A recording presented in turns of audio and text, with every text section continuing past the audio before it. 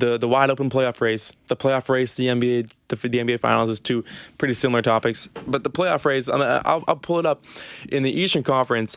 Right now is the Eastern Conference is it's finally good again. It finally is, the East has been such a I don't want to say boring conference, but it's been kind of it's sort of I don't know, it's kind of like the other conference. For years and years, the Western Conference was the shit. The Western Conference had the best teams and the best stars, and they were dominant. The Western Conference's record against the East was dominant, and they had the Western Conference was the more exciting conference. It was. They had they were. It was a much better conference than the East for years and years, and now the East finally, and it not only has it caught up to the West, but I think it's past the West. I think the East is the East is the beast now. It really is. The East is no longer least. Miami, Chicago, Philadelphia, Cleveland, Milwaukee, Boston, Toronto, Brooklyn, Atlanta's been coming on. This is a very, very fun conference to watch. And out in the West, though, I mean, and this is the thing, too. The East is so good, but the West is, like, just as exciting. It really is. Phoenix and Golden State have been great. Imagine those two teams going on a playoff series. That'd be insane. Memphis Grizzlies have Ja Morant, who is the biggest draw in the NBA right now. He is. Ja Morant is the most exciting player in the NBA. He is the guy. He is the motherfucker right now. He's the guy that people want to see. He's the guy that'll sell the most tickets right now. Ja Morant is the guy in the NBA right now. He's so electric, so exciting. Every game he does something crazy. Ja Morant is not the future of the league. He is the present. He's finally here. He's landed. The Utah Jazz for the last few years have always been a very good team. The Dallas Mavericks with Luka Doncic, and people kind of slander the Dallas Mavericks. They said the Mavericks got fleeced in the Porzingis trade. Spencer Dinwiddie's a very good player. I think the fact that you get Spencer Dinwiddie, that's not getting fleeced. Porzingis did not work in Dallas.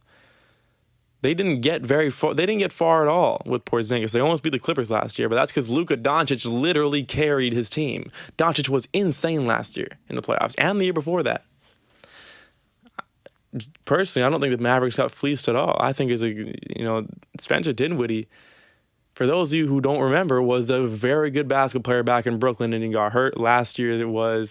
And went to Washington and did some good things in Washington, but eventually they kind of had a falling out because I think he had some disagreement with the coach or whatever, general manager, wasn't happy. And now in Dallas, what can they do with the Mavericks? The Denver Nuggets, the fact that Nikola Jokic has his team at 6 right now in the Western Conference, 6th in the West, without his second and third best player in Murray and Michael Porter Jr. is insane. And that's really what's keeping him in the MVP race. And then you have the Minnesota Timberwolves, who are finally kind of coming together. For years, we've said now Minnesota, they're a year away, they're a few years away. They've got some great young players. Just imagine if they still had Zach LaVine and Andrew Wiggins. They'd be a problem for sure right now. They are 7th, and I'd like to see Minnesota in a playoff series. I want to see Karl-Anthony Towns in the playoffs. The Clippers are in 8th right now, which without Kawhi, without Paul George, it's a bit scary, especially if Paul George and Kawhi do come back. And if Paul George and Kawhi Leonard do come back before the playoffs, they are my favorites to come out of the West. They really are in this landscape. If they come back to being Paul George and Kawhi Leonard, I think they'd be most people's favorites. They should be, at least, because it's Kawhi Leonard. We know he can do it. And the Clippers got Norman Powell and Covington. I don't know how.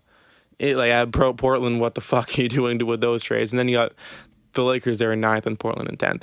I don't really have much to say. And it's weird.